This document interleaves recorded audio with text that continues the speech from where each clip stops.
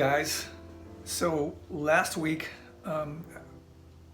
things got really sideways for treatment, and I really kind of let it fly. I definitely was struggling a lot. So we think of someone that's resilient, someone that bounces back quick, someone that, isn't affected by the events going on in their life, good or bad. They're kind of resilient. They hold on. And as me and this friend of mine were talking, it kind of became clear to me that resiliency is not kind of what we think it is. It's definitely something I've always struggled with. I always feel like I was knocked off my center very easily. And so this situation between, COVID and the job and now chemotherapy and what's going on with my health has really, really exposed that. What I'm finding is there's really two facets to resiliency, because real resiliency only has to do with the things that you can control.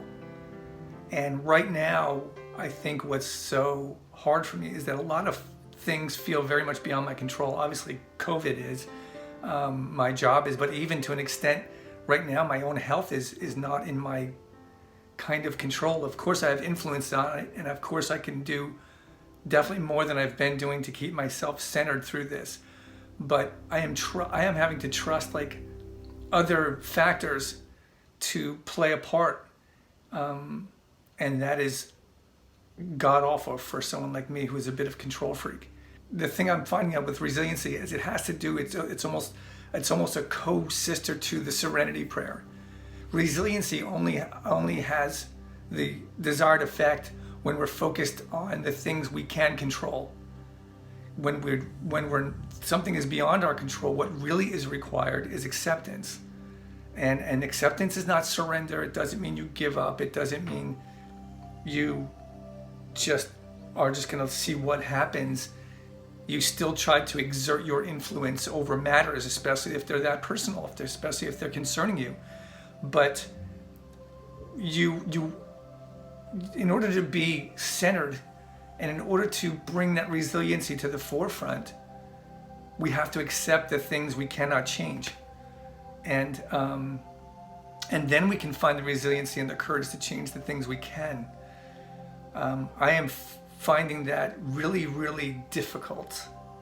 And so that is this week's kind of lesson, for lack of a better word, in this journey that I'm on, is for me to really look at the things that are pulling me out of my center and leaving me kind of in this funk, and say, well, if I can't control it, I have to accept it. I mean, acceptance really is looking at something and saying it is. We don't have to like it, and that is a kind of maybe a different video for a different day, but we have to accept it. When we're having that internal no, that's when we're not accepting, and that is always going to cause struggle. So we always have to accept what is, then we have to accept it. Is it out of our predominant control? And if it is, then we have to let it be what it is. We have to accept that there it is. And for now, this is what the situation requires me to do. And then I think we can look at the things that we can control.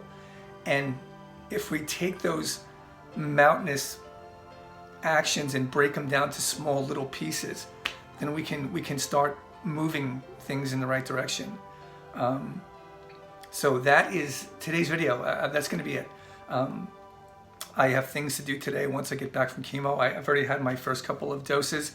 I leave in about 45 minutes, and then I'll be back and I'll just edit this quick and post it. So as always, thank you so much to all the people, both in social media and really my close friends who are supporting me in very concrete ways. It's amazing to see how good people are and how good the people that I know and love are. So thank you guys all. Super, super appreciated, and I'll be in touch soon. Take care, bye.